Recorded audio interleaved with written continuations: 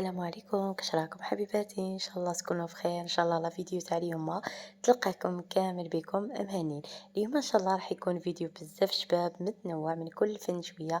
راح نشارك معكم وصفه لشهر رمضان الكريم، خبوها في عينكم. وكذلك راح نشارك معكم بعض المشتريات لاختي بنت الفحله، وكذلك راح تكون هي حاضره معايا في اخر لا فيديو. نقول لكم حبيباتي ما طلعتوش لا فيديو تاع اليوم، وراح يكون فيه كيما العادة وكيما عودتكم التحفيز اللي نتوما تحوسوا عليه. نقول لكم اليوم حبيباتي راح يكون فيديو بزاف شباب. ما تنساوش تبداوه لي بالجيم هكا باش تشجعوني، وكذلك ما تنساوش تخليو لي هذوك التعاليق الزوينه ديالكم اللي شحال نفرح كي نقراها. نقول لكم حبيباتي والله غير تعطوني طاقه ايجابيه، وبهذوك التعاليق نولي نروح نصور لكم فيديو جديد. هنايا حبيباتي دخلت للصالون تاعي الحمد لله، والله غير كان نقي. مي فينا عادة وشات فينا عادة لازم نديرو هادوك التنظيفات لشهر رمضان الكريم. قولوا لي نتوما اسكو بديتو واش كملتو؟ انا كيما دوكا والله غير حبيباتي نكون مكمله. عندي ما نعرف شحال من عام كيما دوكا نكون مكمله الحمد لله. مي هذا العام كيما قلت لكم كانت تجي عندي عجوزتي كما نقولوا نقابلها، وتقعد عندي شحال من نهار ما نحبش نجبد فيه النيتواياج. اليوم عاد راني كل مرة نخدم حاجة. معليش حبيباتي والله غير كل شيء يكمل. المهم تقعد لنا غير الصحة. كنت هنايا غير دخلت للصالون فتحت الضيق هما الوالا، من بعد رحت لهنايا للطبيات فوت عليهم باسبيراتور. كانوا فيهم غير شوية هكا غبرة. أنا عندي مرة في العام نغسلهم، والمرات الأخرين غير نفوت عليهم بأسبيراتور. هنايا حبيباتي كنت بعد ما فوت عليهم بالأسبيراتور رفدتهم وطلعتهم للسطح هكا، خليتهم يتهواو. يصُط فيهم هذاك الهوا وكل شي يتهواو لي مليح، ومن بعد عاد نهوّدهم. من بعد حبيباتي كي جمعت الطبيات رُحت الحاجة الأولى اللي بديت بها إني فُت على الضيق كامل مسحتهم بالطباشير. شوفوا حبيباتي كل وحدة كيفاش تبدا. كاين اللي تبدا من الحيطان وتجي هاودة، كاين اللي تبدا من تحت وتجي طالعة. شوفوا أنا الصالون تاعي كبير بالبزاف، وكي نكون نخدم فيه خصني نعرف كاش نخدم باش ما نتعذبش يعني، وما نوليوليش هادوك السدادر في الطريق. باش كي نجي فايتة نتعذب وكل شيء. أما لا خصني في الشغل نتاعي نكون منظمة ونعرف كيفاش نفوت صوالحي. كاين اللي تقول لك لا لا خص تبدأ بالحيطان، خص تبداي بهذيك الحاجة الفلانية. والله يا حبيبتي كل وحدة تتمشى على حساب الصالون نتاعها، ولا على حساب بيتها، ولا على حساب كيفاش هي راه منظمة الشغل نتاعها. أنا دائما نبدأ بالطابيات نجمعهم هما الأولى، من بعد حبيباتي نروح للضياق نحيلهم أكيد الريدويات نغسلهم. أنا اليوم كنت ما نحيتش الريدويات باسكو كانوا نقيين عليها ما نحيتهمش. من بعد حبيباتي نروح للحيطان نمسحهم. أنا اليوم بعد ما مسحت الضيق مسحت الحيطان كامل، وجيت لهنايا للصالون تاعي فوت عليه كامل اسبيريته. واش نقول لكم حبيباتي يعني الاسبيراتور رحمه، اللي ما عندهاش نقول لك ديري المستحيل وجمعي الدراهم وشري اسبيراتور هكا. انا هاد الصالون عنده 13 عام حبيباتي، والله غير نفوت عليه غير بالاسبيراتور يعني الغبره قاع تروح اللي فيه. كي نلقى طاشة ولا نحيها بلانشات تروح لي فاسيلمون. من بعد حبيباتي كنت مسحت التريات كامل، ما صورت لكمش. وجيت لهنايا للسدادر كيما قلت لكم أصعب حاجة تجيني وهي السدادر. واعرين في المسيح. مي اليوم والله غير ما يا ربي نص ساعة فيهم باسكو كانوا عندي نقيين. هنايا حبيباتي من بعد جيت للبليوتيك اللي عندي تماني. نظمته نقيته بالطبع والشال. هنايا هاد القجر كان عندي فيه دراشن، دايما هكا يعني كانوا في حق ماشي منظمين. نظمتهم وطويتهم ورجعت كل حاجة لبلاصتها. هنايا الخزاني من الداخل كنت نحيت كامل الماعن ومسحتهم، ومن بعد رجعتهم. قولوا لي حبيباتي اسكو راه مازال عندكم البليوتيك كيما هذا ولا صايي قيستوهم؟ بزاف اللي تقول لك صايي دي موضة ما لازمش يقعد في الصالون وكل شيء، وانا نقول لكم حبيباتي مادام هو مازالوا صحيح ومازال هو جديد ما نحيهش من الصالون تاعي باسكو رافد لي بزاف الماعن. دايره فيه بزاف حوايج. وتاني حاجه حبيباتي والله غير صحيح ومتين. هنايا حبيبتي الصالون تاعي جمعته على حجيها. كنت درت المطارح فوق بعضياتهم، السدادر فوق بعضياتهم، ومطرح وجهة درت فوقها غير الوسايد. هنايا كيما راكم تشوفوا الحجوبة راني غير معليتهم وهما الريدويات، باسكو بزاف اللي يقولوا لي كي نقول الحجوبة ما يعرفوهمش. من بعد حبيبتي رحت لهنايا نسيق الصالون نتاعي.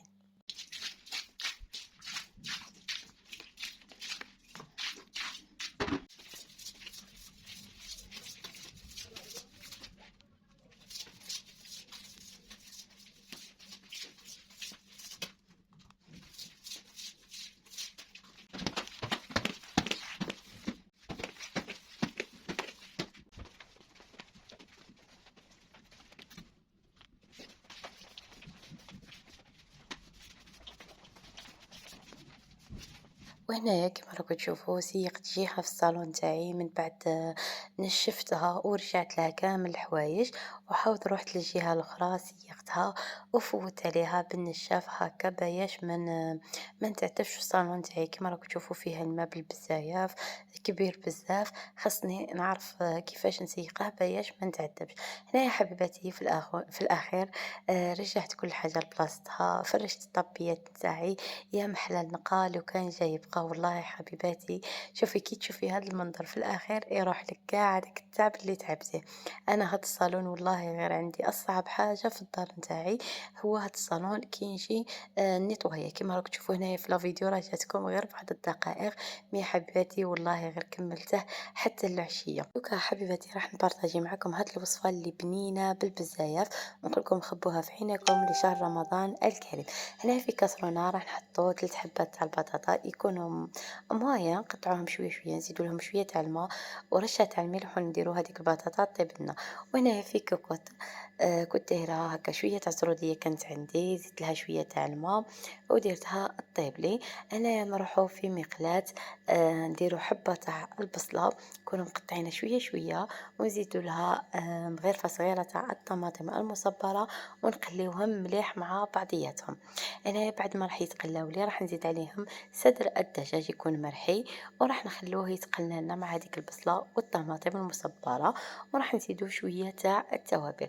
التوابل هنا راح نديرو فلفل الكحل، شوية توابل الشاورما، شوية كركم، وكل وحدة دير التوابل اللي تبغيهم، وأكيد الملح ما تنساوهمش.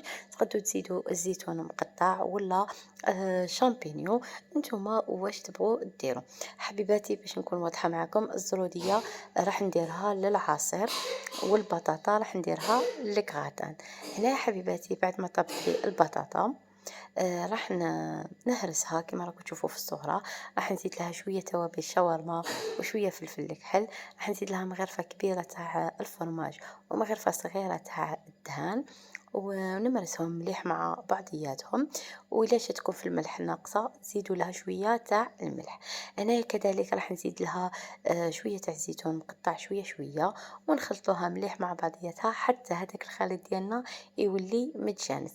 هنايا حبيباتي هذيك الحشو ديالنا بعد ما يطيب لنا راح نصفيوه كامل من هذاك الزيت اللي فيه. لازم حبيباتي تصفيوه كامل هذاك الزيت اللي فيه، والزيت اللي كان تما ما ترميوهش.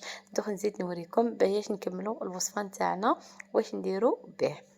هنايا حبيباتي راح نجيب فنجان أو كاس أي عادي. أنا استعملت هاد الفنجان باسكو صغير، وأنا كنت حبيتهم هاد الحبيبات يجيو صغار.